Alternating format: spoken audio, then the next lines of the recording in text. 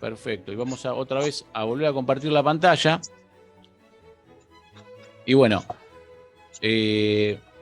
vamos a dejar una tarea, me parece interesante para después del receso, ¿no? Después les voy a dar los lineamientos. Y así que bueno, ahora vamos a arrancar. Mientras a ver otra persona más que está queriendo incorporarse, no. Y ahora vamos a arrancar con lo que tenía que ver con la consigna de hoy, ¿no? Esto de la Primera Guerra Mundial y las 3 preguntas que yo les había formulado a ustedes, ¿no? Para que ustedes me comentaran. Así que si alguno quiere tomar la palabra, por supuesto, será bienvenida. Con respecto a comenzar las preguntas. Sí, a comenzar y para que todos discutamos las respuestas, ¿no? Bueno, ¿puedo empezar? Dele nomás. Bueno, gracias. La primera pregunta dice, ¿qué había prometido Alemania a México si declaraba la guerra a los Estados Unidos? El telegrama de Alemania que envía a México en ese momento para invitarlo a sumarse a este ataque, decía, en caso de no tener éxito, proponemos a México una alianza sobre las siguientes bases. Hacer juntos la guerra, declarar juntos la paz, aportaremos abundante ayuda financiera y el entendimiento por nuestra parte de que México ha de reconquistar el territorio perdido que en ese momento le había quitado los Estados Unidos, era Nueva México, Texas y Arizona. Entonces, le ofrecía el respaldo a México para que entrara en conflicto y que hasta el momento se estaba manteniendo neutral en esta guerra que se estaba iniciando, que estaba ya iniciada. Trata de seducirlo un poco a México, hablándole de los territorios, esto que iba a poder recuperar para que pueda entrar México en guerra, porque bueno, México se había mantenido, como hizo Roxy, a neutral. No, en realidad el objetivo era, ¿se me escucha? Era Perfecto. Distraer a Estados Unidos y al interceptar en Inglaterra el telegrama, es lo que desencadena la entrada de Estados Unidos en la guerra. Se decide digamos, expresamente a entrar en la guerra. Están todos bien, ¿eh? Todos están bien lo que están diciendo, ¿eh? Claro, y a raíz de esto la consecuencia es la derrota de Alemania y Estados Unidos. Yo diría traición. Se decide entrar en la guerra, el presidente de Estados Unidos estaba... él no estaba a favor de la guerra, ni el pueblo tampoco, pero tras el hundimiento de 7 barcos de la Marina Mercante de Estados Unidos, como es a través de los submarinos alemanes, a raíz de eso dice, bueno, esto ya no da para más, ingresamos a la guerra. La verdad sí, que, viene último momento. Lo que dicen todas está muy bien, ¿eh? La verdad que está bien la respuesta. Nosotros lo que tenemos ahí era el problema de Alemania respecto de los Estados Unidos, porque tenía un miedo, digamos, escénico de que entrara en la guerra, no Estados Unidos. ¿Por qué? Porque Estados Unidos ya lo era, una potencia industrial más que nada, ¿no? Ustedes piensen que, traspolándolo un poquito, ¿no? En la Segunda Guerra Mundial, cuando Japón destruía la flota del Pacífico, pongamos por caso, Estados Unidos tenía tal poderío industrial que a los 6 meses podía tener una flota nueva, ¿no? Sino antes.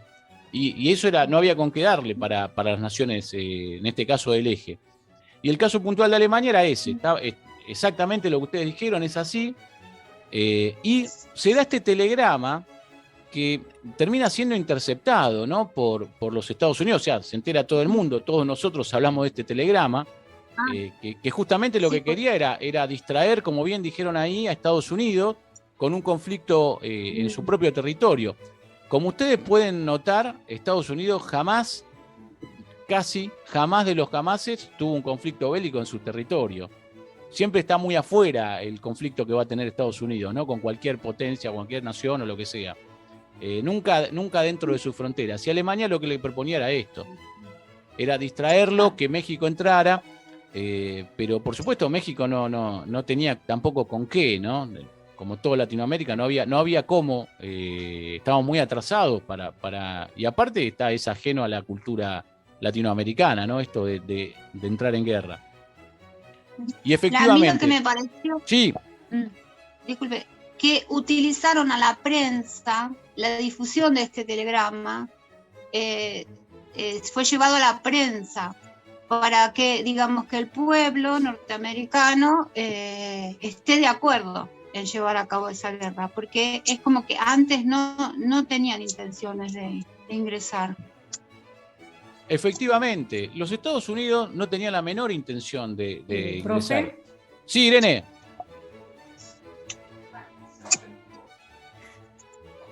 Yo por ahí lo relaciono con la vida cotidiana, cómo el poder abusa, digamos, porque en cierta manera México se deja envolver o se deja endulzar por lo que le pueden ofrecer, porque en realidad le ofrecen ayuda económica y armamento, ¿no? Y se seduce por eso para poder entrar en guerra. O sea, yo siempre, no sé por qué, pero yo digo que tenemos que tener ética, defender nuestra palabra, y ahí uno lo ve que no. O sea, te vendes por cualquier cosa. Y son intereses internacionales, ¿no? Y a la hora de hablar de ese tipo de intereses y relaciones exteriores, por supuesto, parece ser como que vale todo para algunas naciones, ¿no? Y la verdad, qué buena decisión que tomó México en no intervenir, ¿no? Primero porque le hubiera ido mal con Estados Unidos. Y segundo, porque además perdieron. Alemania perdió, así que qué peor hubiera terminado México, ¿no? La verdad que tuvieron un momento de lucidez o por ahí no. Era tan obvio que jamás iban a acceder, ¿no? Y ahí lo que se plantea, que yo quería comentarles a ustedes es, además, ¿no?, de todo lo que dijeron que está muy bien, es que en el ámbito internacional, y sobre todo para estas épocas también, había muchas negociaciones secretas, ¿no? Las negociaciones secretas, por supuesto, tenían como cometido que nadie, que no sean los interesados, tomaran conocimiento, ¿no? Generalmente vinculados generalmente a temas bélicos. En este caso, Alemania, si hubiera recurrido a una negociación secreta, ¿no?, nadie se hubiera enterado, salvo por los servicios de espionaje, de espías y demás, ¿no?, si es que pudieran, si lograban tener esa información. Pero lógico, al haber sido algo público, le jugó en contra, incluso también de alguna manera va a asignar la posición de México, porque al hacerse público, México no puede ser agresor, ¿no? Por más que está justificado esto de, entre comillas, de querer recuperar territorios que eran propios, ¿no? Y por eso la verdad que me parece bien lo que han dicho respecto a la primera pregunta, efectivamente es así, ¿no? Es así. Y la segunda pregunta, ¿cuál era? A ver si alguna toma. La segunda es... Los imperios que desaparecieron, ¿cuáles fueron? Sí. El imperio austrohúngaro, el imperio otomano, el imperio ruso y el imperio alemán. Cuatro. Sí. Y también se crean 4. Por una serie de tratados que se hicieron. Y se forman nuevos países, también como Checoslovaquia, Yugoslavia, Polonia, Finlandia, y de parte de Rusia, Finlandia, Estonia, Lituania, Letonia y Austria. Se arma una redistribución territorial para garantizar una paz duradera. Exactamente, ¿no? Digámoslo así, los vencidos les hacen, los vencedores les hacen sentir el rigor a los vencidos, ¿no? Y algunos imperios ya no van a desaparecer como imperios, ¿no? Porque, por ejemplo, el caso del Imperio Ruso, el caso de los otomanos, ¿no?, van a desaparecer de la escena, ¿no? Hoy son naciones por ahí, los continuadores son naciones importantes, pero bueno, van a desaparecer de la escena. Al igual que, bueno, el Imperio Austrohúngaro, ¿no?, y demás. Y sobre todo el que pagó las costas de toda esta incursión bélica fue seguramente Alemania, ¿no? Cediendo territorios y demás. Y surgieron múltiples países, cambió toda la geografía. Sí. Me gustaría que explique costa porque es un término que generalmente se usa en derecho, no se usa cotidianamente, nosotros los ciudadanos comunes no lo usamos y me gustaría que lo explique, profe. Sí, o cómo sea, no. Lo digo porque yo siempre eso se lo he... Es buenísimo Gracias, eso, Irene, está buenísimo. Y te digo que tiene mucho que ver con este tema, eso que vos acabas de decir. ¿Por qué? Porque hay un principio en materia procesal, en materia procedimental, hay un principio que se llama el principio objetivo de la derrota, ¿no?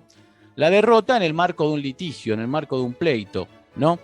Y este principio objetivo de la derrota dice que aquel que perdió el juicio, ¿no?, es el que se tiene que hacer cargo de todos los gastos. Y esos gastos son las costas y costos procesales, ¿no? El pago a los peritos, el pago de los gastos que se insumieron de justicia para llevar adelante el juicio, ¿no? Los honorarios de los abogados, que a mí me interesa particularmente, ¿no? La tasa de justicia, porque ustedes saben que sí. para hacer un pleito, si uno no tiene un beneficio de litigar sin gastos, va a tener que...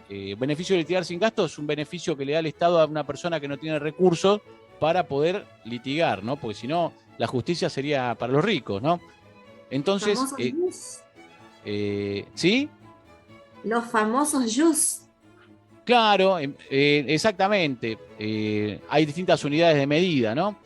Y bueno, montones de aspectos. Pero eso viene de acá, porque lo que se establecía acá, lo que se estableció, digamos, contra los intereses de la perdidosa que fue Alemania, la gran perdedora, fue que las costas del asunto lo tenía que pagar ella, por haber perdido la guerra, ¿no?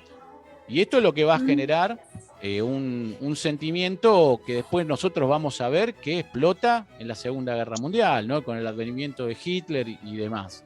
Pero por eso esto de las costas, la verdad que viene muy apropiado para esto, porque fue justamente lo que pasó. El que perdió, pagó, ¿no? Ese es el precio de este tipo de aventuras, ¿no? De aventuras que costaron millones de vidas. Y aparte, en una guerra en donde ustedes seguramente lo vieron en el video, se empezó a matar de manera, digamos, industrial también, ¿eh? O sea, se utilizaron gases de cloro, ¿no?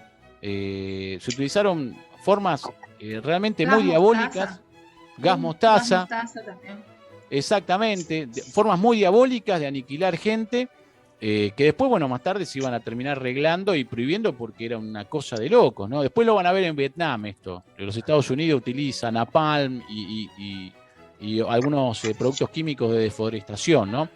Pero en líneas generales se queda completamente prohibido, ¿no? Esto está fuera de lo que son las guerras convencionales. Como también va a ser el tema de, mucho tiempo después, el uso de armamento nuclear, ¿no? Muy bien, entonces, configuró completamente el mundo, y algunos hablan de que fue una guerra europea en realidad, pero de un lado o del otro, sí. Claro, porque al formar Checoslovaquia, Polonia, hacen como un cordón de protección también. Lituania, todos esos países que se forman posguerra. Yugoslavia. Entre un bando y el otro. Claro. Yugoslavia. Y son países que siguen en guerra, que no terminan. Y sí, pero bueno, está ahí. Son los limítrofes para protección. Yo pienso que es protección entre un bando y el otro. Y yo les cuento, en el caso de Yugoslavia, que son unas cuantas naciones, hoy, y lo que era antiguamente la ex Yugoslavia, era donde pasaba el límite entre el Imperio Romano de Oriente, griego, y el Imperio Romano de Occidente, hace 2000 años. O sea, son zonas de conflicto, digamos, cuasi permanente, ¿no? Cuasi permanente. Y bueno, la cuestión es que esta fue una guerra como no se había visto jamás en el mundo, ¿no? Si bien podemos decir que fue una guerra europea, porque fue predominantemente europea, por un lado va a incidir en el resto del planeta, lo que se decide el resultado de esta guerra, sobre todo con la instauración de los nuevos imperios y la caída de otros, ¿no? Y por sobre todas las cosas, marcó un antes y un después en eso, en el uso de este arsenal bélico y la capacidad, digamos, de matar gente. Era realmente descomunal, no se conocía esto. Rompía todos los cánones de las guerras que había, por lo menos que había habido en el siglo XIX, ¿no? Y en tiempos anteriores, porque ya se mata industrialmente, ¿no? Alguien dijo por ahí que primero se inventó una ametralladora y después se inventó una máquina de escribir, ¿no? Eléctrica. Se podía matar más rápido antes que escribir más rápido, ¿no? Una cosa increíble. Pero bueno, detrás de todo esto, por supuesto, hay otro tipo de intereses, ¿no? Económicos, generalmente muy vinculados a lo económico, que van estableciendo este tipo de situaciones, ¿no? Y lo que sí nos queda en claro es que después de esta guerra cambió el mundo, por lo menos por las décadas siguientes, ¿no? Sí, ¿alguien quería hablar por ahí? Sí, porque antes de iniciarse la guerra hubo un periodo de expansión capitalista, de progreso, mucho auge de la ciencia, y a la vez fue contraproducente, porque se exacerbó el nacionalismo, el imperialismo, entonces, bueno, fue lo que como consecuencia se produjo esta guerra. Sí, tal cual. El siglo XIX y sobre todo principios del siglo XX es un siglo de expansión colonialista, ¿no? Europa se va a dividir África, se van a quedar con África, la van a cortar en cuajos y cada uno va a tomar su parte. Y de hecho, hoy nosotros vemos, una vez que ya se han independizado las naciones africanas, hace muchos años, hoy vemos que hay conflictos bélicos terribles en África. ¿Por qué? Porque lamentablemente las divisiones políticas territoriales obedecen a los esquemas de colonización que no siempre coincidían con los esquemas culturales y étnicos de las distintas familias de habitantes que hay en África, ¿no? Por ahí en un determinado país, lo que era una colonia, lo que era el Congo belga, ¿no? En realidad agrupaba varias etnias, ¿no? Varias culturas, beligerantes o no, y tal vez en lo que son varios países hay una misma identidad cultural, ¿no? Porque esto lamentablemente obedeció al reparto que había hecho Europa, y cuando se liberaron en esos términos, más o menos, y eso explica un poco el estado constante de belicosidad que hay en África, ¿no? Naciones que lamentablemente no pudieron desarrollarse como naturalmente deberían haberse desarrollado, y sufrieron, por supuesto, la muerte, ¿no? De producto de este colonialismo europeo del siglo XIX y siglo XX, ¿no? Eso por un lado. Se desató el perro ahí. Sí, soy yo, pero no puedo. Es que justo estoy en la compu y tengo así que no lo puedo encontrar dónde me llevó el Zoom. No lo puedo visualizar. Ahí, a ver si la silencio yo. Princesa.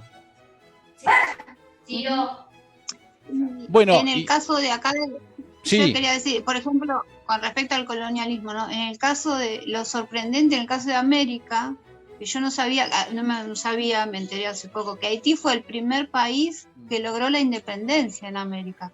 Y sin embargo está en la pobreza, todavía no se pueden organizar como país, están súper pobres. Y sí, bueno. Exacto, Haití fue el primer país, y una nota más de color, fue el país con poblaciones de origen africano predominante que se liberó en América, ¿no? Y respecto al proceso colonial, nosotros conocemos un montón porque bueno, también de manera periférica, ¿no? Pasamos a integrar los carriles del Imperio Mundial, que sobre todo en el siglo XIX es el Reino Unido, ¿no? Nosotros le vendíamos carnes a ellos fundamentalmente. Explica por qué los de nuestros ferrocarriles, ¿no? Que todos confluyen en Buenos Aires, como las calles, para el puerto, para sacar de ahí el material, y nosotros, de alguna manera, ¿no? Participamos en la periferia, ¿no? Porque ese ha sido nuestro destino desde el punto de vista económico, estar en la periferia con las naciones centrales. Ahí, perdón, Miguel Montesino está teniendo problemas de conexión. Bueno, igual lo estamos grabando, así que no hay problema. Después lo va a poder ver esta charla. Perfecto. Y la tercera pregunta. A ver. Ese fue el Tratado de Versalles. Bueno. El Tratado de Versalles tiene una única y gran causa, la derrota de las potencias centrales durante la Primera Guerra Mundial. Dada la naturaleza devastadora del conflicto, los vencedores reaccionaron con saña frente a sus enemigos derrotados, sometiéndolos a diversos tratados redactados a su entera conveniencia. Y uno de esos fue el Tratado de Versalles. Sí, porque hubo varios tratados. Con respecto a la guerra. En realidad fue entre los países vencedores el tratado. Y los vencidos, sí. Para que Alemania acepte su responsabilidad por haber iniciado la guerra y pague las reparaciones a los aliados. Exactamente. Eso va a ser el caballo de batalla que van a tener los nacionalismos en Alemania, por ejemplo, para decir que nosotros tuvimos que pagar esta derrota que perdimos por militares burócratas y la injusticia de este tratado y demás, ¿no? Sí, eso va a hacer que se detone la Segunda Guerra Mundial. Exactamente. Hay un presidente de los Estados Unidos, no sé si lo están viendo ahí en pantalla, sí. Thomas Woodrow Wilson. Este fue el presidente justo en el momento en que había estallado la Primera Guerra Mundial, ¿no? Y este hombre, que entre paréntesis un personaje muy, muy, muy singular porque era racista, era del Ku Klux Klan, las tenía todas, ¿no? También era un hombre de su tiempo, todos así pensaban así seguramente, quienes estaban en el poder en esa época. Este fue el que le había requerido para el ingreso de Estados Unidos en la guerra. Él era el presidente del Poder Ejecutivo, ¿no? Le había pedido que se creara la Liga de Naciones, ¿no? La Liga de Naciones que va a surgir como la Sociedad de Naciones, producto de este tratado, ¿no? Sí. La Sociedad de Naciones, la Liga de Naciones, ¿no? Es el organismo internacional que se crea con motivo del Tratado de Versalles, ¿no? 1919, 28 de junio de 1919. Ahí se prohíbe el ingreso de Alemania a la Sociedad de Naciones, ¿no? Y hay bastantes notas características de la Sociedad de Naciones. Pero además de eso, lo que a nosotros debe quedarnos en claro es que hasta ese momento no había existido nada parecido a una unión de países que se juntaban mediante tratado, ¿no? Por un lado. Y por otro lado, porque va a ser la precursora ¿de qué? De las Naciones Unidas, ¿no? De las Naciones Unidas. Ahora, la efectividad de las medidas tomadas, bueno, fueron relativas, ¿no? Por ahí mucho se dijo, mucho se escribió, pero por ahí fue poco lo que pudo efectivizarse, ¿no? En todos los sentidos. Pero sí nos sirve para tenerlo en cuenta, tener en claro que no había habido hasta ese momento una organización mundial de ese tipo, ¿no? No había existido en el mundo y, por sobre todas las cosas, es el antecedente de las Naciones Unidas. No sé si ahí ven, el símbolo se llega a ver, el League of Nations, ahí en inglés y francés, ¿no? Se ve el símbolo. ¿Cuál era el cometido de la League of Nations, ¿no? De la Sociedad de Naciones? Bueno, como dicen las filminas, la idea era buscar la paz. Internacional, claro, lograr la paz y la seguridad. Claro, después de tanta sangre, lo que buscaban era establecer la paz, ¿no? Reorganizar las relaciones internacionales, donde ahí entra lo que decía Roxana, ¿no? A posteriori de lo que había sido este hecho sangriento, ¿no? En 1920 se celebra en Ginebra, ¿no? La primera asamblea con la participación de 42 países, ¿no? Y se va a disolver finalmente en 1946, ¿no? Por suerte ninguno de nosotros había nacido para esa época, ¿no? Lo podemos decir claramente, somos todos jóvenes. Se disuelve en el 46 y, por supuesto, va a ser sucedida por la ONU, ¿no? ¿Qué más hay para decir respecto de la Sociedad de Naciones, de la Liga de Naciones, ¿no? Este primer antecedente de la ONU? Y esto nos va a explicar un poquito el motivo de los fracasos, ¿no? En primer lugar, las naciones más importantes quedaban afuera, ¿no? Las naciones más poderosas quedaban afuera.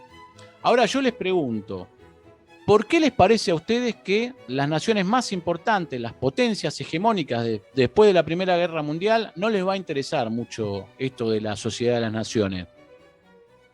Les cedo la palabra.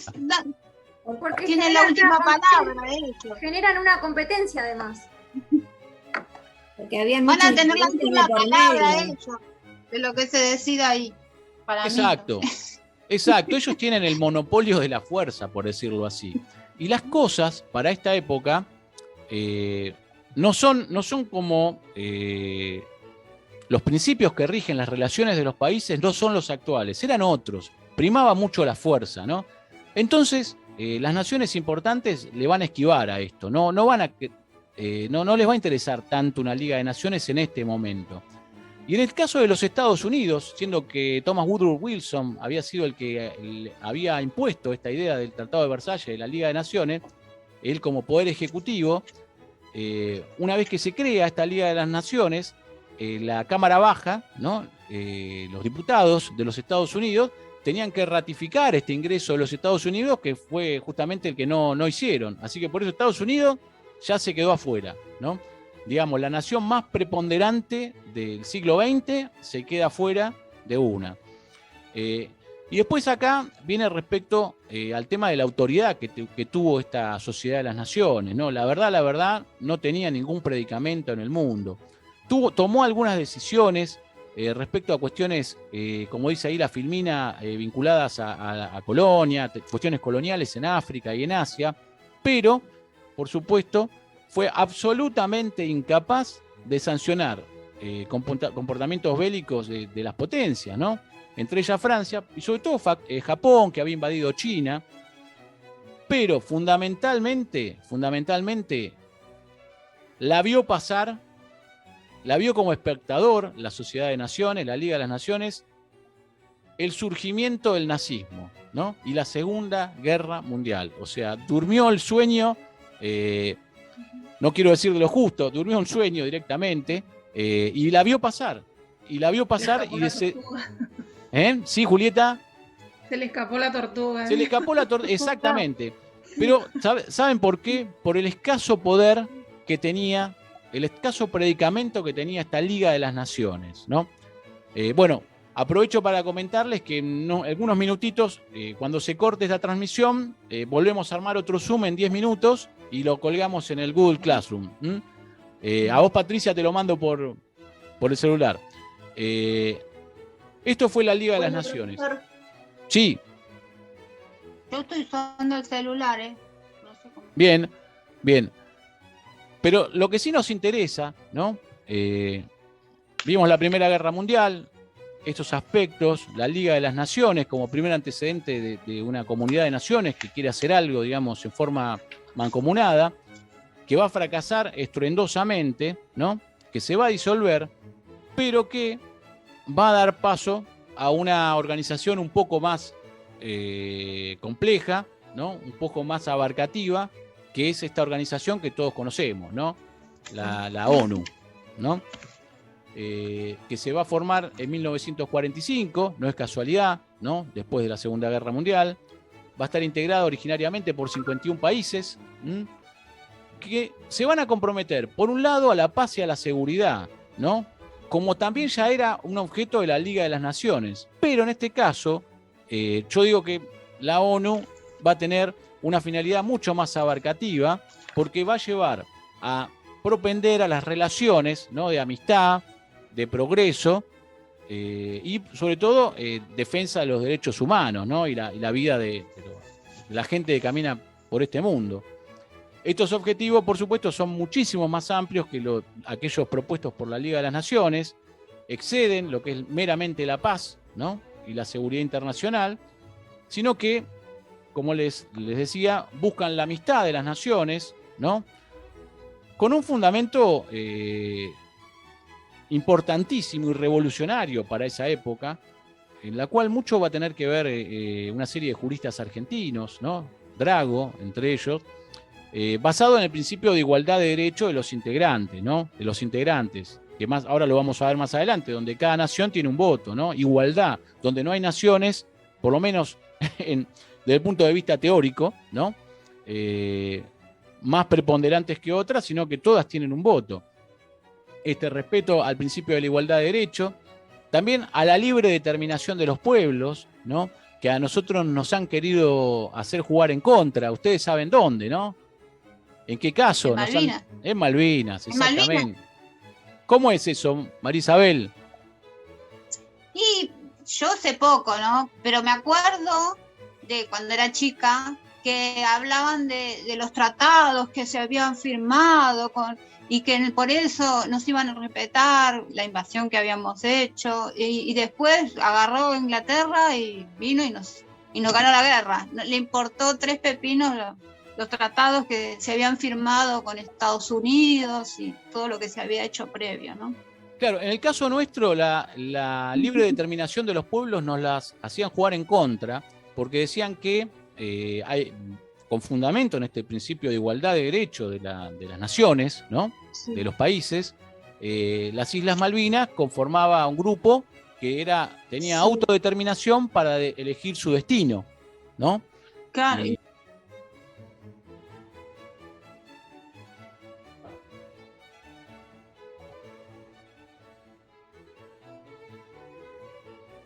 Y bueno, es así entonces que surge la ONU, ¿no? Tal cual hoy la conocemos, con, digamos, una finalidad ampliada de lo que había sido, por supuesto, la Liga de Naciones, y, como ustedes saben, con un poder de imponer sus decisiones realmente trascendente, ¿no? Importante. Es el organismo planetario para montones de cuestiones que tengan que ver sobre todo con las relaciones de paz, de amistad, de guerras, conflictos internacionales, comerciales, ¿no?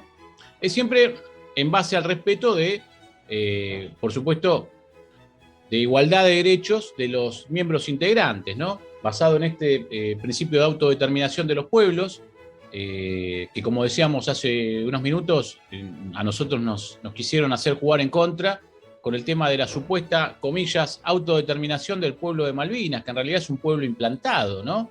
Las Falkland, como le dicen ellos, que qué autodeterminación puede tener.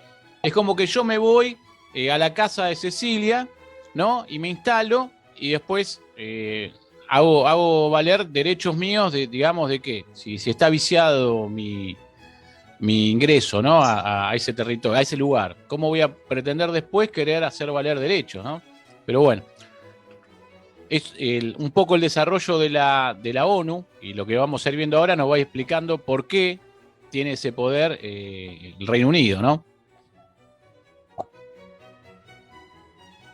Con la ONU, lo que se produce también, sin perjuicio del antecedente de la Liga de las Naciones, es una consolidación de lo que se llama un proceso de institucionalización de la comunidad internacional, ¿no? Surge un sujeto que va a ser la comunidad internacional, ¿no? Ya no, en teoría, por lo menos, el predicamento es que no va a poder ser la ley del más fuerte, ¿no? En principio, sino que se van a establecer una serie de reglas para el obrar internacional, ¿no? So pena de convertirte en paria del mundo, ¿no? Porque tenés este sujeto internacional que es la comunidad internacional, valga la redundancia, que es el que va a juzgar de alguna manera tu proceder, ¿no? Y siempre, por supuesto, en base a entender que todos los estados, ¿no? Son soberanos en sus decisiones y hay igualdad, por lo menos declamada, respecto de todos los estados que integran la ONU. Al momento de crearse la ONU, se da lo que se llamó la Carta Fundacional, el 26 de junio de 1945, ¿no? Y la Carta Fundacional es como se conoce rápidamente la Carta de la ONU, ¿no? En donde se establece, por ejemplo, competencias, ¿no? qué es lo que puede hacer y qué no puede hacer Naciones Unidas, ¿no? Como entidad, y múltiples otros aspectos, ¿no? Y como tal, jurídicamente es reconocido como un tratado internacional, que todavía nosotros no vimos, por lo menos en esta materia, que es un tratado internacional, ya lo vamos a ver, ¿no? Pero la destacamos, la Carta de la ONU, como un tratado internacional, un elemento, un documento de derecho internacional, un documento de derecho internacional que como tal es vinculante para todas las naciones, ¿no? ¿Y qué pasa si yo me aparto de este tipo de predicamento internacional? Bueno, yo quedo afuera del mundo, ¿no? Lo cual no es conveniente para ninguna nación. A su vez también se van a establecer una serie de órganos que van a ser integrantes de las Naciones Unidas, ¿no? A propósito de esto, tengan en cuenta que yo estas filmeras se las voy a pasar, así que ustedes las van a tener para poder verlas, que por el tema de notas, ¿no? Y esas cosas. Sí, Irene. Tenés apagado el micrófono, Irene, Profe, sí. Le hago una consulta. Visto que ahora está El Salvador, el presidente Bukele, sí. Y la vez pasada visto que tenía los inmigrantes, y ahora yo me pregunto, ¿él pertenece a la ONU? Mire, hay un norte en la ONU que es la defensa irrestricta de los derechos humanos, ¿no? Eso se va a plasmar más adelante con la Declaración de Derechos Humanos de 1948, ¿no? Y de por sí hay un compromiso internacional y un compromiso de Naciones Unidas para el respeto irrestricto de los derechos humanos en cualquier lugar que sea. O sea, de que independientemente de si Salvador es o no miembro parte, que de hecho lo es, existe... perdón, a ver, tenemos un micrófono abierto. No se lo escucha nada, hay mucho ruido en el fondo. A ver si podemos... a Elías es... ahí está, ahí se silenció. Bueno, les comentaba, hay un fundamento para la creación de Naciones Unidas que tiene que ver con el respeto irrestricto de los derechos humanos en cualquier lugar de la Tierra, ¿no? Independientemente de si uno es Estado parte o no, hoy hay 193 Estados partes, pero supongamos que uno no es Estado parte, eso no quiere decir que Naciones Unidas no tenga injerencia si es que se están violando los derechos humanos en ese lugar.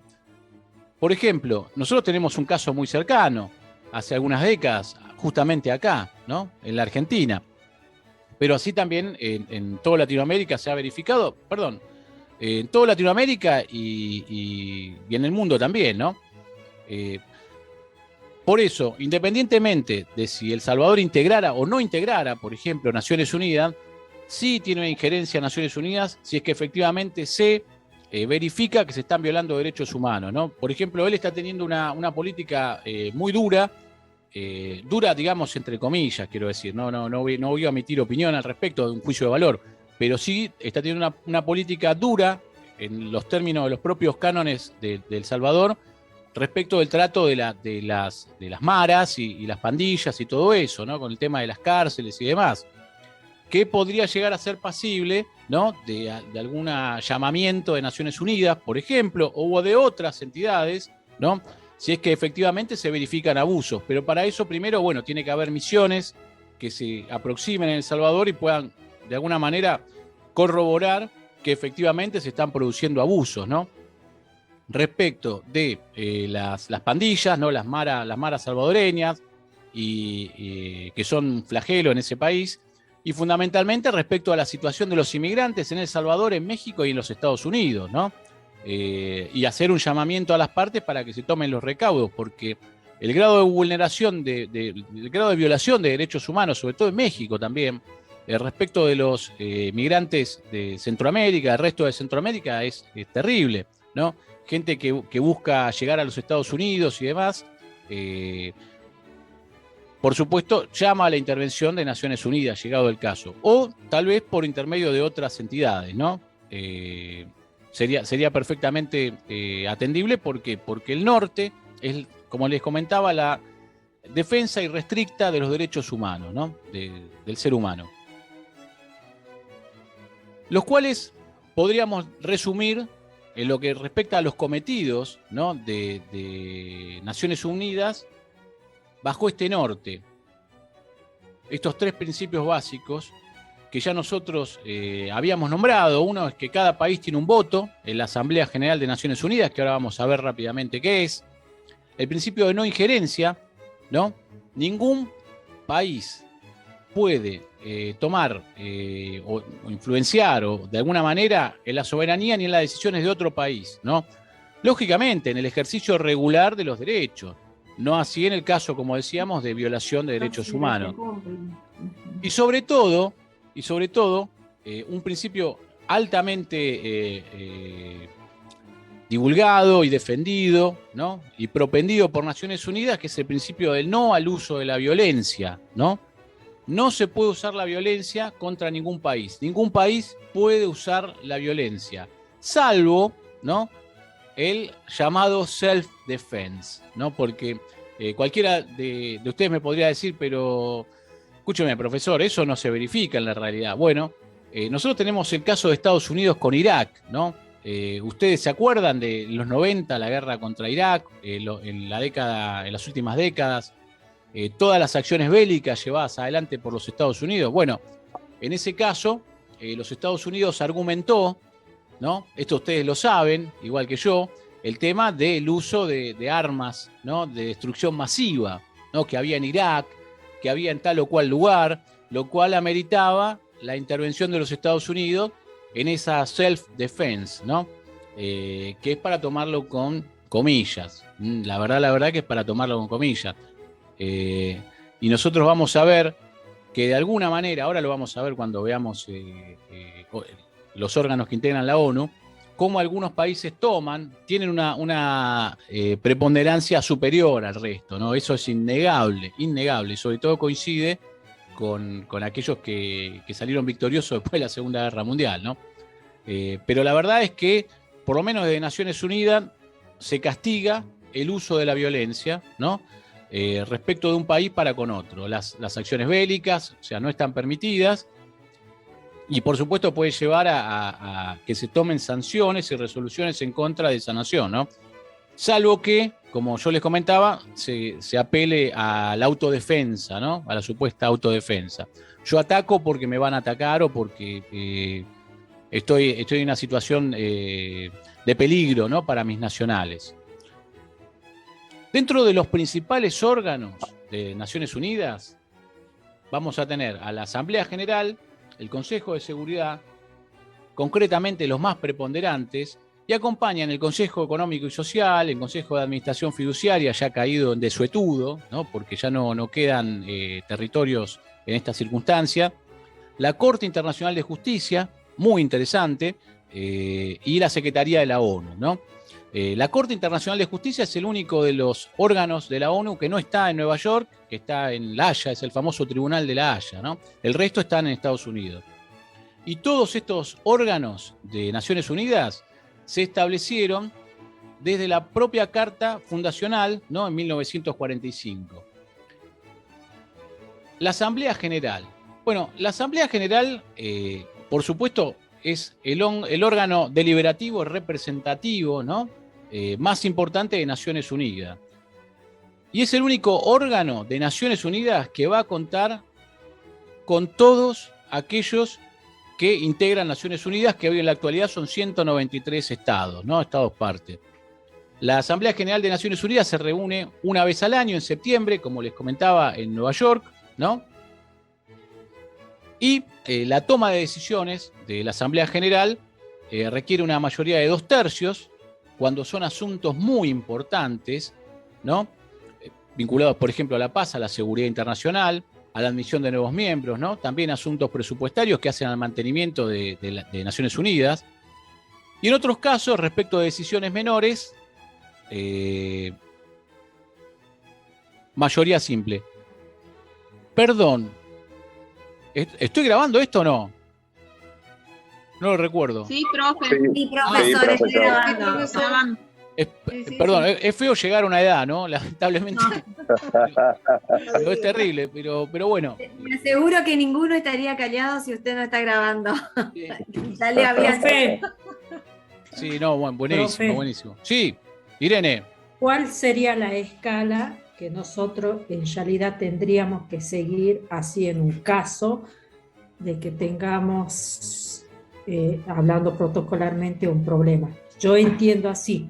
Primero, hablo acá desde lo chiquito de mi pueblo, el juzgado, después del juzgado sería la corte de la provincia, después sería la nación, y de ahí ya desconozco cómo seguiría la escala para llegar a la ONU. Esa es una pregunta, Irene, que yo me haría si no fuera abogado o si no estuviera vinculado al derecho. Está buena. Hay que tener en cuenta lo siguiente. Ahora vamos a hablar de la corte, pero hoy vamos a tener en cuenta lo siguiente. Uno tiene garantía, y esto hace también a los derechos humanos, ¿no? Garantía de doble instancia, sobre todo en ámbito penal.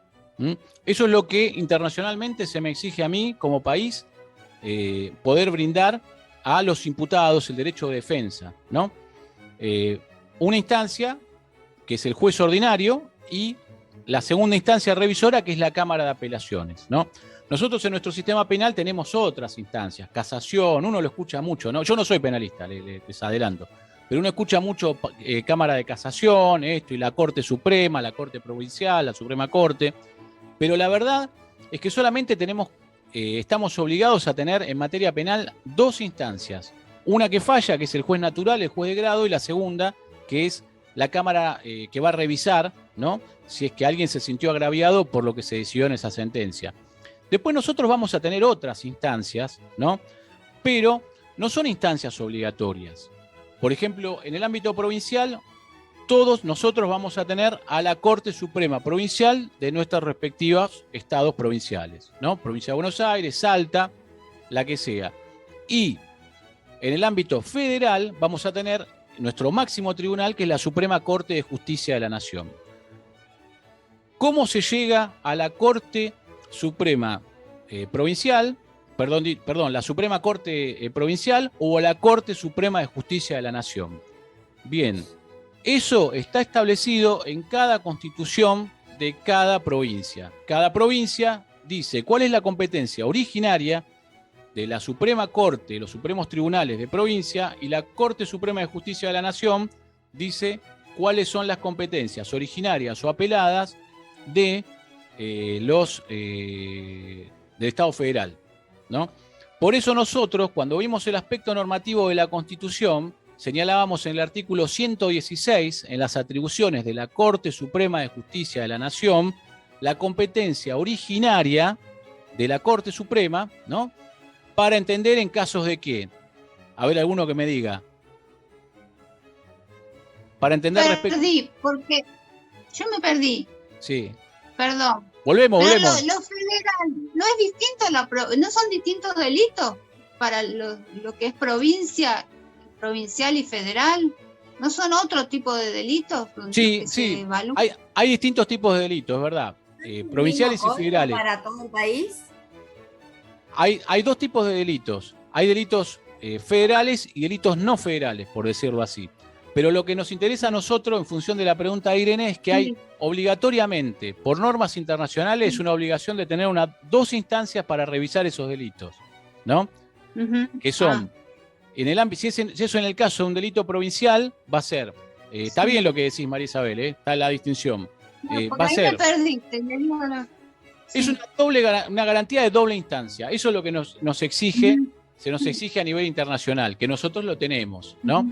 Pero acá a nosotros se nos da la siguiente particularidad, que nosotros lo vimos cuando hicimos una mirada de aquellos órganos del Estado que tienen competencias vinculadas a relaciones exteriores, en donde señalamos, que así lo hizo casi todo el mundo, si no lo recuerdo mal, el artículo 116, que hablaba de competencias originarias de la Corte Suprema de Justicia de la Nación. ¿Se acuerdan qué competencia tenía, entre muchas otras? La de entender sobre asuntos sobre quién. Los cónsules, sobre los diplomáticos. Exactamente. Todas las naciones extranjeras, causas concernientes a embajadores. Exactamente. Ahora bien, uno no tiene derecho, por decirlo así, de manera obligatoria a que la Corte Suprema de Justicia de la Nación o la Suprema Corte Provincial, en el juicio que ustedes quieran, el que sea, sí, que revea su causa.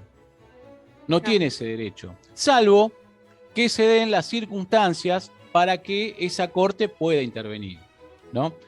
Esto ya es más técnico, pero tiene que ver con lo que se llama, por ejemplo, en el caso de la Corte Suprema de Justicia de la Nación, se llama caso federal, cuando hay colusión de normas y demás, ¿no?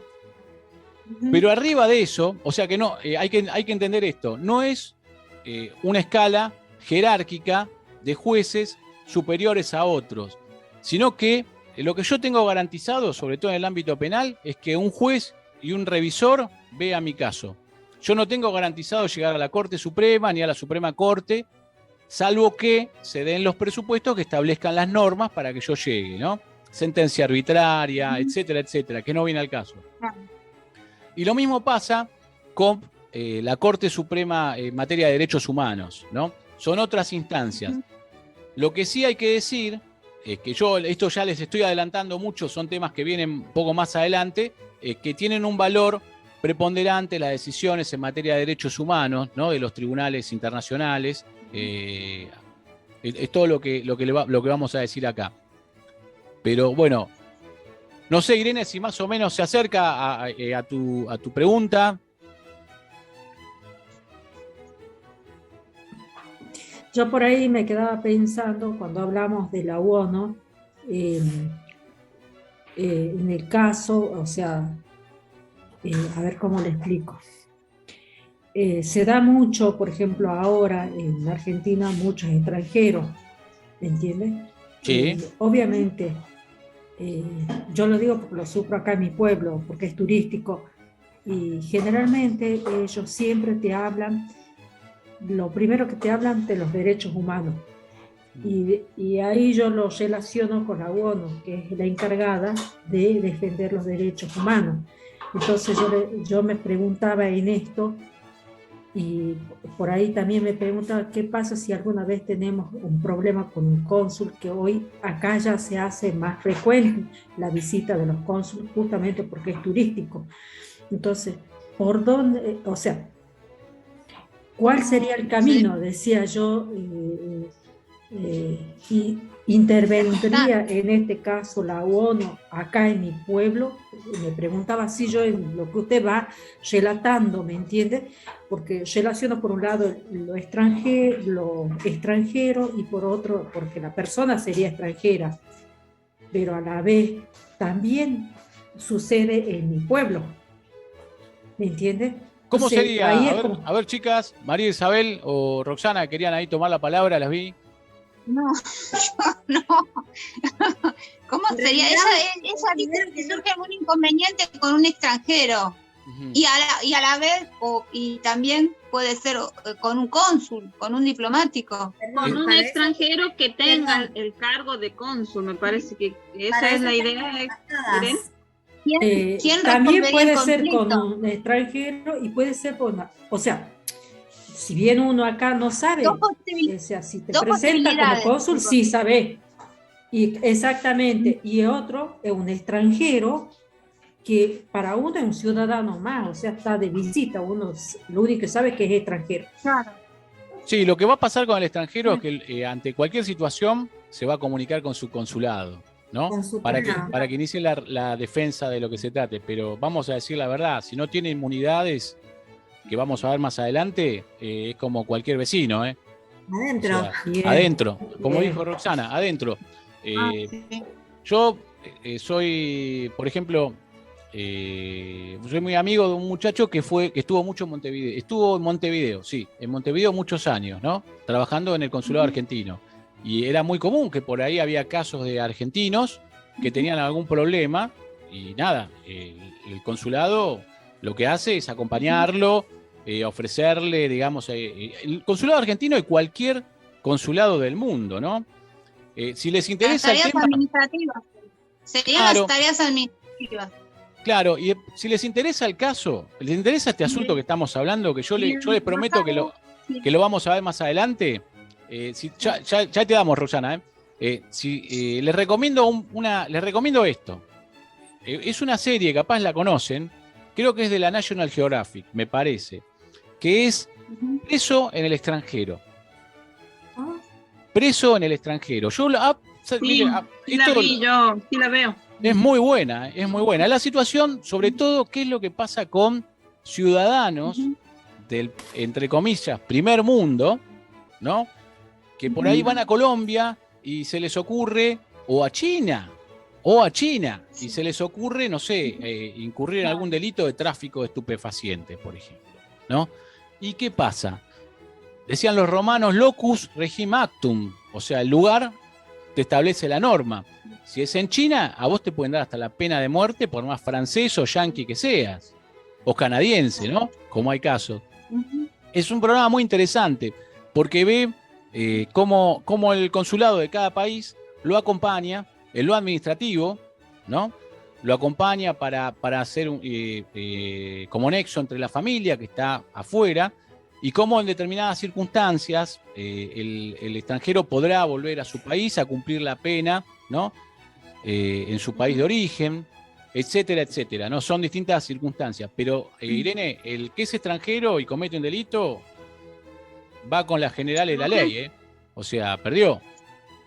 Nosotros, los argentinos, tenemos un caso particular con un ciudadano cordobés que cometió un delito en Estados Unidos y, fue juzgado por ese delito, está en el corredor de la muerte, ya debe llevar como 11 años o quizás más. Y la familia, en muchas ocasiones, pedía la intervención del consulado argentino, pero obviamente se encarga de la parte administrativa, de ahí el MAS fue juzgado y se tiene que cumplir la sentencia que dictó el juzgado, ¿no? Exacto. Sí, el problema que tiene esa persona, que entre paréntesis mató a otra persona a sangre fría, ¿no? En ocasión de un robo. El problema que tiene esa persona es que tiene problemas mentales, está mal y están agravadas sus condiciones, entre comillas, ¿no? Pues no conozco a la perfección el caso, pero aparentemente estarían agravadas sus condiciones de detención, ¿no? Mientras espera la pena de muerte. En ese sentido, por supuesto, hasta creo que el Papa me parece que hizo algún pedido por él, me parece, digamos, para modificar la pena, ¿no? Depende del estado en Estados Unidos también, el tipo de pena que se le da. Efectivamente, porque si bien en la Argentina las provincias, como ustedes vieron, delegaron en un poder federal el dictado, por ejemplo, del Código Penal, en los Estados Unidos no, los estados se lo reservaron. Entonces uno conoce el estado el Código de Luisiana, no sé, el Código de Texas, y en cada país, cada estado, porque esos son las provincias, son estados, son países, pequeños países que se juntan para armar un país más grande, una federación, ¿no? Tienen en Estados Unidos su propio Código Penal, ¿no? Profesor. Sí, Carlos, ¿cómo te va? Pero muy bien. Y con eso mucho tiene que ver la competencia cuando los jefes de los cárteles caen en una situación en el cual tiene que ser competente de acuerdo en el lugar donde es apresado. Entonces ahí tiene, cuando es transportado a su estado, es donde es competente cada uno de los espacios de los cuales legalmente eso lo acompaña, ¿verdad? Exacto. Y hay todo un tema, ¿no? Porque hay determinadas circunstancias en donde por ahí el jefe del cartel puede pedir que sea trasladado a su país de origen, ¿no? ¿Por qué? Porque por supuesto va a tener mejores condiciones de detención que si estuviera en los Estados Unidos, una cárcel federal, ¿no? Donde en principio no va a tener ningún derecho. Porque allá por eso siempre llegan a acuerdos, o sea, claro, su entrega tiene mucho que ver cómo es la competencia a la hora de qué acuerdo llegan. Exacto. Y a propósito de eso, hay una serie también que ustedes seguro la ven, que es Ozark. Ahí se ve patente, ¿no? Cómo funciona el tema de los ciudadanos extranjeros que están vinculados a delitos terribles, ¿no? Los tratos que hacen con el Ministerio Público para poder mejorar sus condiciones de detención y demás, ¿no? Un poco lo que nos dice Carlos. Yo quería comentarles esto de la Asamblea General, que es el órgano representativo, ¿no? Es en donde están todos los países representados. Es el que toma las decisiones, y las decisiones son las famosas resoluciones de la Asamblea General de Naciones Unidas. Tiene un presidente que se ejerce cada año, ¿no? Y bueno, el tema de votación, ya lo vimos, mayoría simple para cuestiones menores y agravada cuando son cuestiones muy importantes. No sé si lo ven acá, este es el famoso lugar de la Asamblea General de Naciones Unidas, en donde están todos los representantes de los países, ¿no? Acá es donde hablan, acá en el centro, es el que aparece en todos los medios generalmente. Es el más grande, ¿no? ¿Para que el país ingrese tiene que ser aceptado? Sí. ¿O? Sí. Sí, tiene que ser aceptado, que en principio no va a haber ningún problema de que sea aceptado si es, por ejemplo, si cumple con los derechos humanos, respeta los derechos humanos en su país, ¿no? Se trata mediante asamblea esa aceptación, ¿verdad? Claro, exactamente, mediante una resolución de la asamblea. Y a propósito de esto, ya sabe que ahora se nos corta y volvemos otra vez con esto, continuamos. El elemento que sale de la Asamblea es la resolución, como la Declaración Universal de los Derechos Humanos de 1948, que fue una resolución de la Asamblea, ¿no? La 217A de 1948, ¿no? Que recoge, lógicamente, la guía señera en materia de derechos humanos, ¿no? Los derechos humanos básicos. Y acá viene algo muy interesante, que es el Consejo de Seguridad. Esto es interesante, porque si bien la Asamblea está integrada por 193 estados, ¿no? El Consejo de Seguridad, que es de los órganos de Naciones Unidas, el órgano que efectiviza las medidas, que las materializa, que las concretiza, ¿no? Es un órgano un poco más acotado. Cuenta con 15 miembros, de 293 bajamos a 15 miembros, de los cuales, como seguramente todos hemos escuchado, 5 son permanentes, que son Estados Unidos, Rusia, China, Francia, el Reino Unido, y 10 estados no permanentes que van rotando, ¿no? De los estados que son permanentes, los miembros permanentes, estos 5 miembros permanentes, cada uno tiene el derecho a veto. El derecho a veto. ¿Qué quiere decir? Las decisiones se adoptan, si son 15 miembros en total, con el voto afirmativo de 9. Pero si uno de esos estados permanentes, ¿no? Estados Unidos, Rusia, China, Francia, el Reino Unido, plantean el veto, se cae la medida que vaya a adoptar el Consejo de Seguridad. Vean qué distinción, ¿no? Qué diferencia. Este es el lugar en donde trabajan estas 15 personas. Acá en la mesa esta, con forma de herradura o más o menos, van a ver en la primera línea están los 15 votando, ¿no? Acá justo en este caso es afirmativo, parece ser, porque hay una mayoría de manos levantadas. Atrás están los intérpretes, ¿no? Y asesores que pueden tener la segunda línea. Pero en la primera están estos 15 representantes de los 15 estados que forman parte. Yo les decía que efectiviza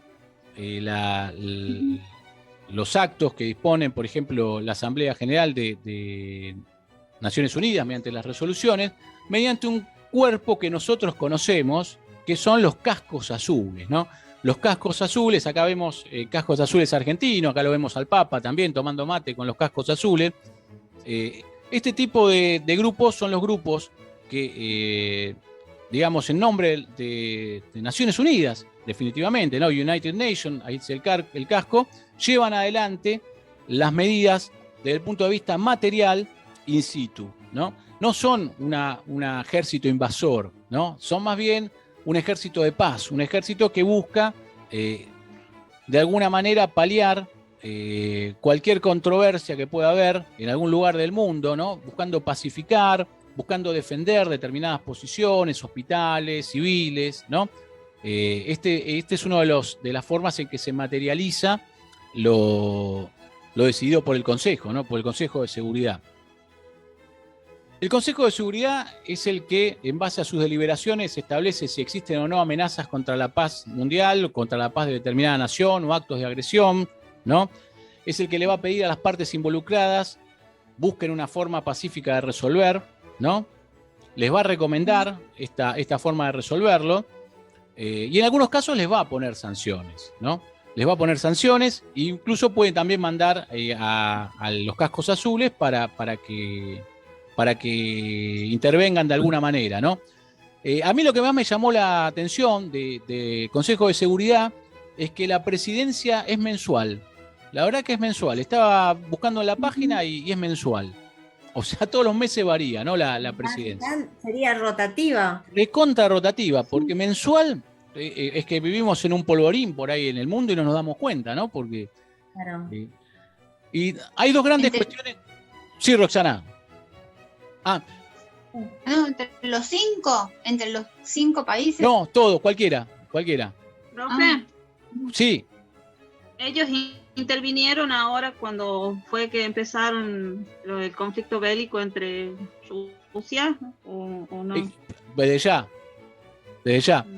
¿Por qué? Porque Rusia estaría. Esto, perdón, tómenlo con pinzas, ¿eh? No es mi opinión, lo que surgiría de Naciones Unidas es que Rusia estaría llevando adelante actos que contravienen los principios más elementales de Naciones Unidas, que son el no uso de la violencia, ¿no? El no atacar. Por supuesto, la Federación Rusa va a tener sus explicaciones al respecto, ¿no? Tan valederas como cuando lo hacía esto Estados Unidos o cuando lo hace usualmente. Y lo que se discute respecto de este Consejo de Seguridad es cómo debe actuar. O sea, si debe actuar de manera preventiva antes de que surja el tole-tole y empiecen los tiros, o por el contrario, debe esperar respetando esa autodeterminación de los pueblos, respetando la soberanía de los estados y actuar después, haciendo un llamamiento a la paz y en su caso estableciendo sanciones, ¿no? De algún tipo. Este videíto, esta parte de este video lo vamos a cerrar con este punto que vamos seguramente a discutir en el próximo Zoom, ¿no? El que viene dentro de 5 minutos vamos a tomar. Durante el desarrollo de la ONU, a posteriori del fin de la Segunda Guerra Mundial, lo que se vio es que esos miembros permanentes del Consejo de Seguridad constantemente vetaban las medidas a adoptarse por parte de este órgano, ¿no? Esto, por supuesto, cambió cuando, en la década del 90, cuando cae la Unión Soviética, y entonces empieza lo que se conoce como Dark Politics, ¿no? Que es el intercambio secreto de vetos que van a hacer las naciones más, esos 5 miembros permanentes, sobre todo Estados Unidos y Rusia, ¿no? Que es el famoso, yo te apruebo esto, no te lo veto, pero vos no digas nada que yo voy a hacer esto otro acá, ¿no? Que es lo que realmente atenta contra un sistema de Naciones Unidas que sea transparente y justo, ¿no? Y esto se da por la existencia de 5 naciones preponderantes que tienen este poder de veto. Y lo que se ha verificado es que durante los últimos años, por lo menos de la década del 90 hasta acá, ha actuado más este Consejo. ¿Por qué? Porque no se ha planteado tanto el veto por esto, por las dark politics, por los acuerdos que hacen los grandes, ¿no? Para dejar pasar tal o cual cosa si existe reciprocidad respecto de lo que el otro también quiere hacer, ¿no? En función de sus intereses militares y económicos. Así que bueno. Ahí está. Y nos vamos acá. Bueno, hay otra serie de órganos, ¿no? Está el Consejo Social y Económico, pero vamos a hacer hincapié en... vamos a ampliar esto, pantalla completa. En la Corte Internacional de Justicia, ¿no?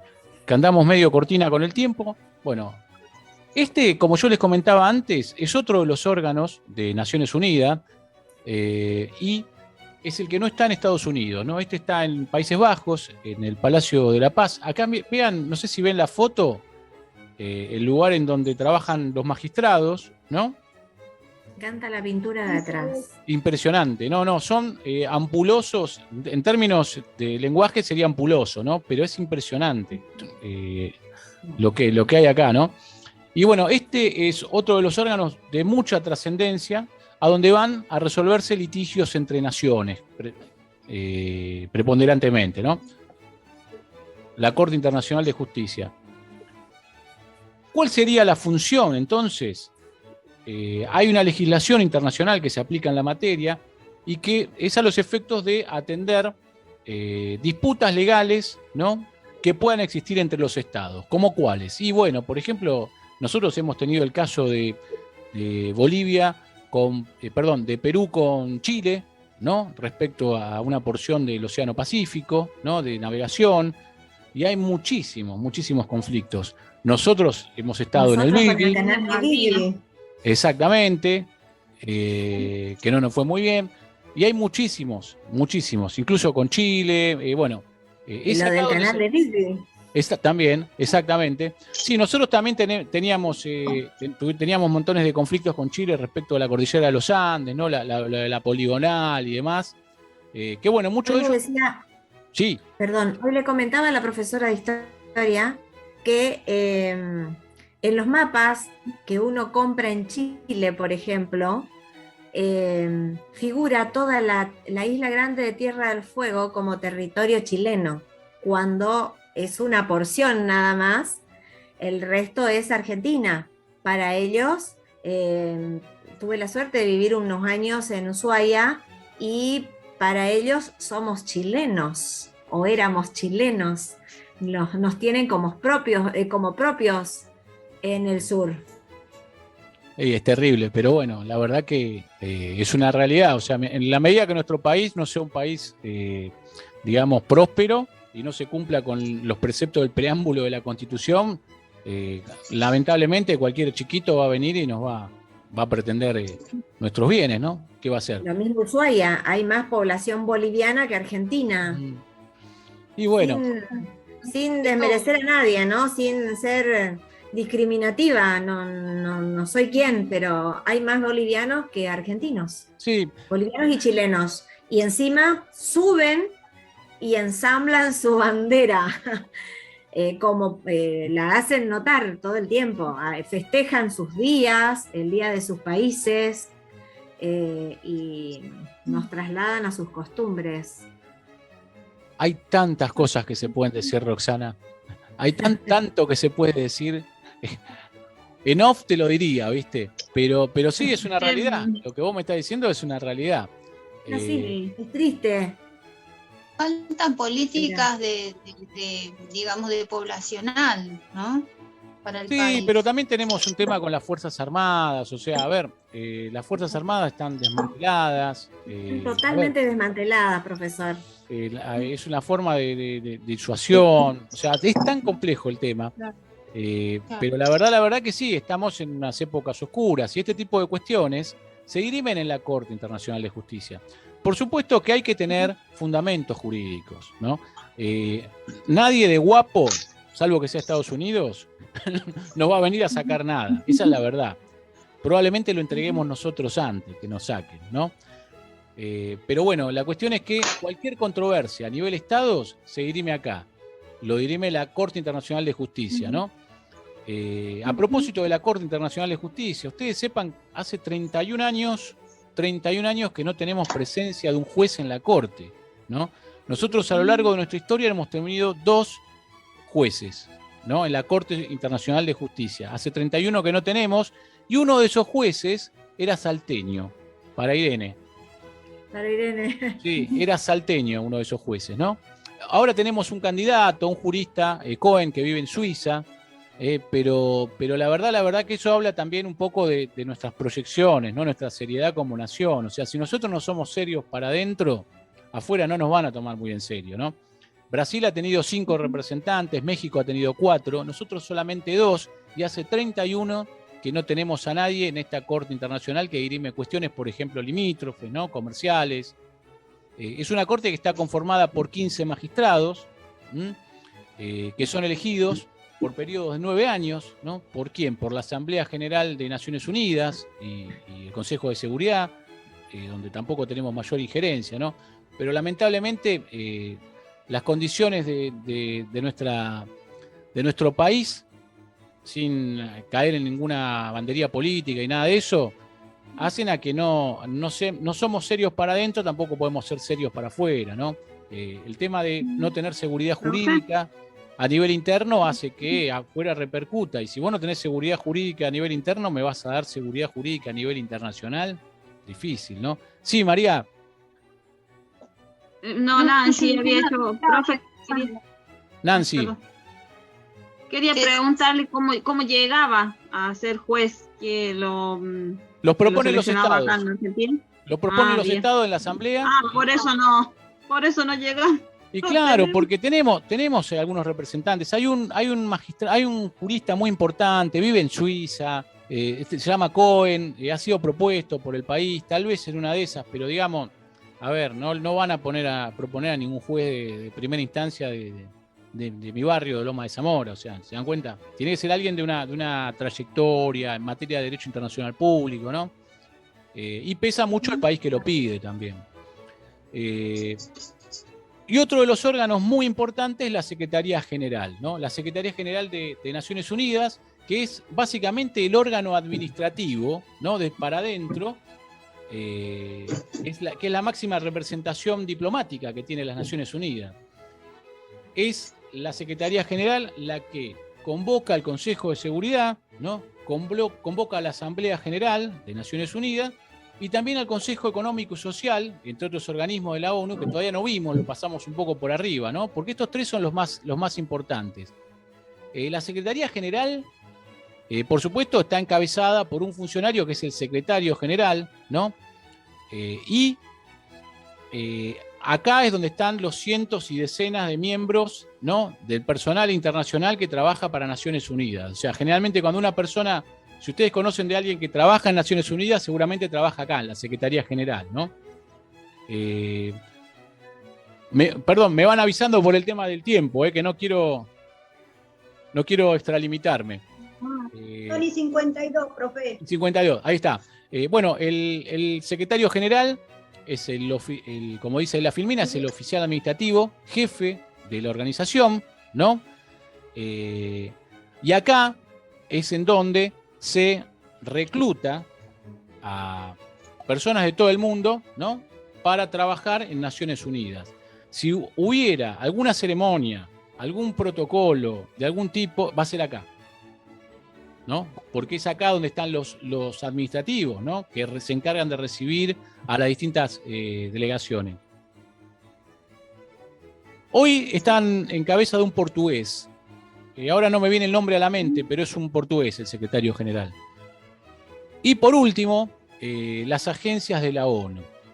Ustedes escuchaban hablar de UNICEF, la Organización Mundial de la Salud, con el tema de la pandemia, ¿no?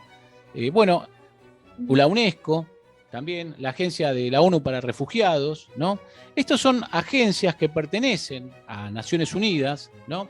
Son agencias, programas. Programas se llama en el ámbito del derecho público, el derecho público internacional, aquella afectación de fondos para el cometido de una determinada misión, ¿no? El programa de, refacción de caminos en África, ¿no?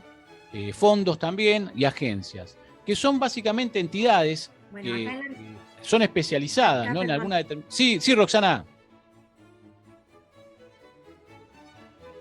En la Argentina, la ONU tiene la asistencia a las mujeres blancas, que es un grupo de mujeres que residen en...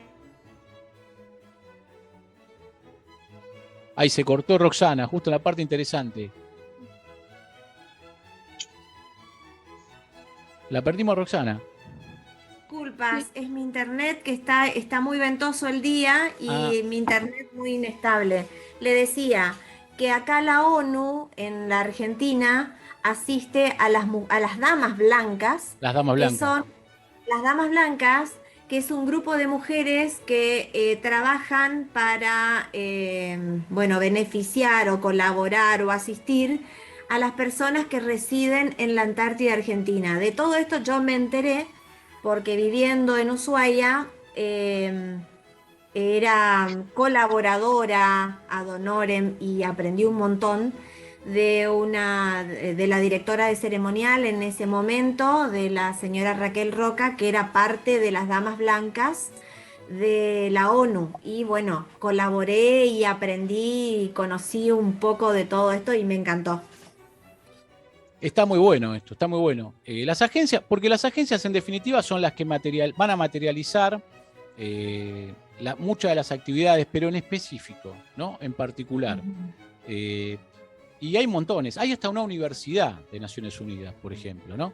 Y acá, por ejemplo, yo les puse algunos de los símbolos de algunas de ellas. El Fondo Monetario Internacional, por ejemplo. ¿Qué me cuentan ustedes? El Fondo Monetario Internacional está presentado oficialmente en su página oficial como una agencia de Naciones Unidas. Qué interesante, ¿no? Sería estudiar un poco qué es el Fondo Monetario Internacional, ¿no? Qué es la UNEP, qué es la Organización Mundial de la Salud, porque yo les voy a pedir un trabajito que va a ser un poquito más interesante, me parece, para ustedes, ¿no?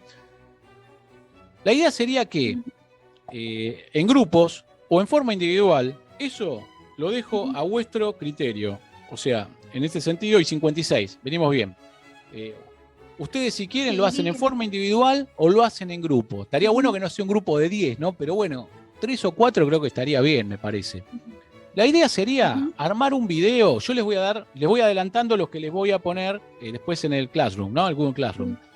La idea sería armar un video de no menos de 1 minuto explicando alguna agencia en particular que ustedes elijan, ¿no? Respecto de qué es y a qué se dedica, ¿no? Puntualmente. Interesantes, Fondo Monetario Internacional, es muy interesante para explicar qué es lo que hace el Fondo Monetario Internacional. La verdad que sería un video muy interesante para incluso terceros, ¿no? Más allá de nosotros. La Organización Mundial de la Salud con el tema de pandemia también sería muy interesante explicar cuáles son sus cometidos, cómo funciona y demás, ¿no?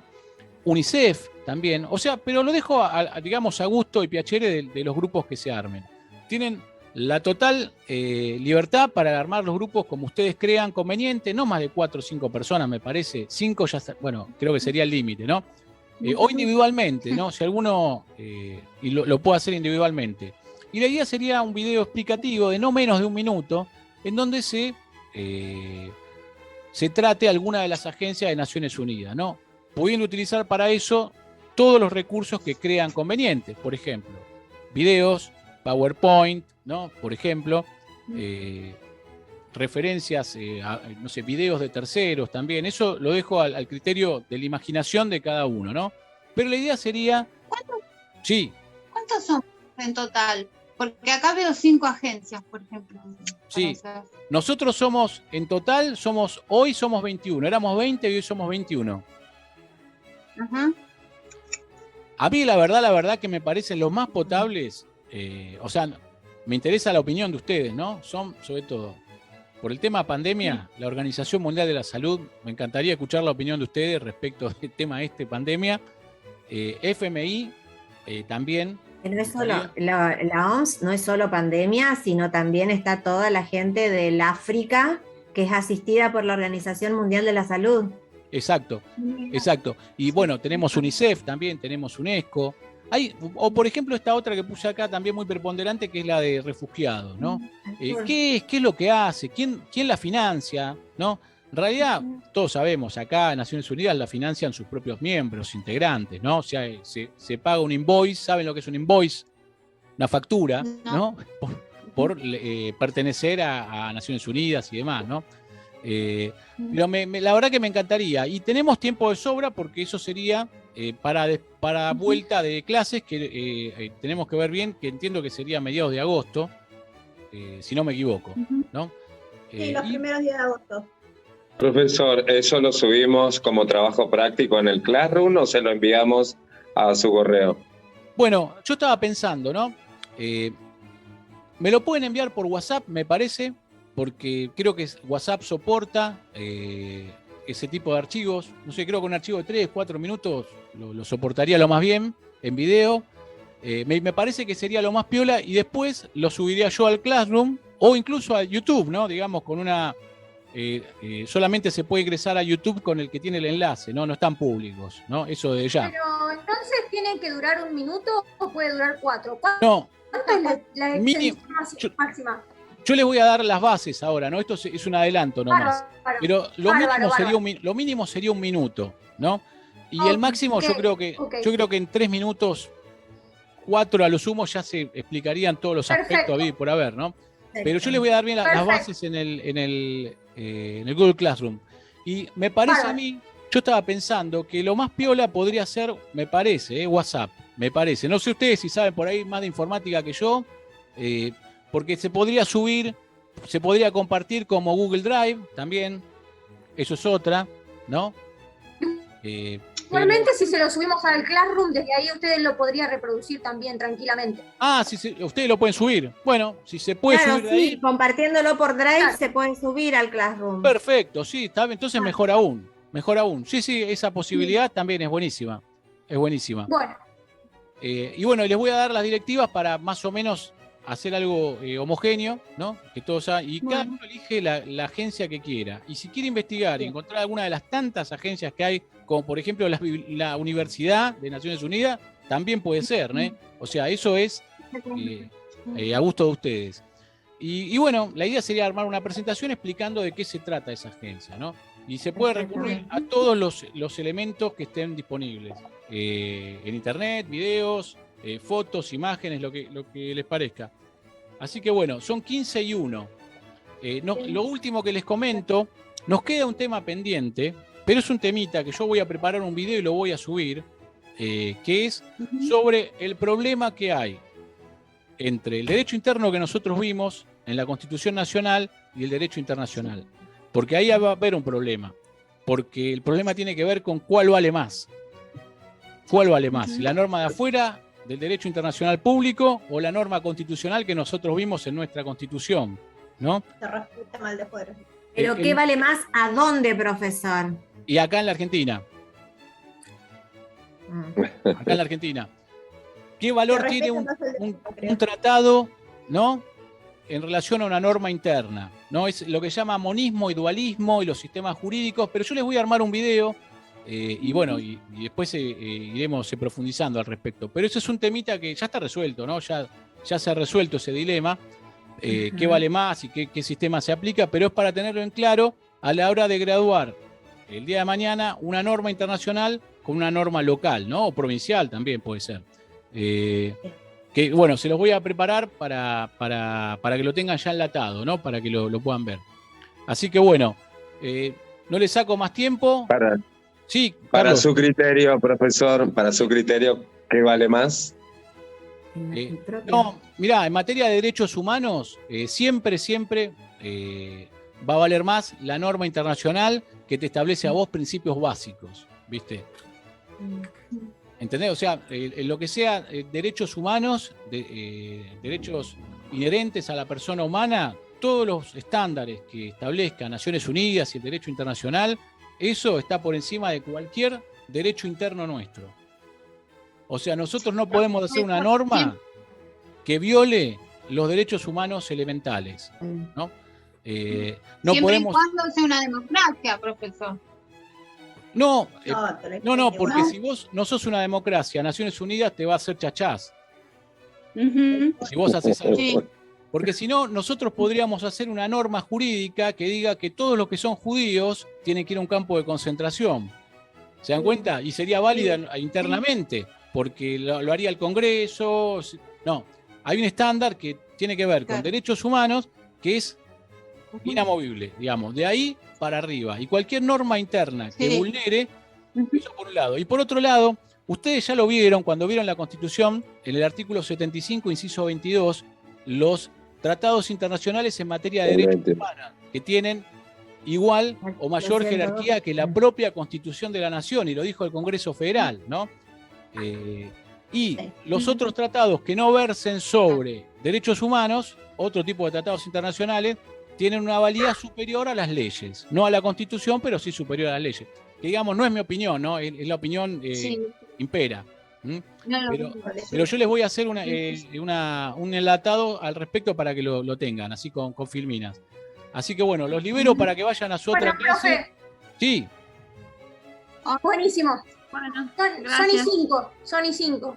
Vayan nomás, vayan con Dios y nos vemos, estamos en contacto. Aquel que precise cualquier cosa me llama por teléfono, me manda un mail. Bueno, profe, muchas gracias por la paciencia. Gracias. Chau, chau. Estamos en contacto. Chau, chau, todos.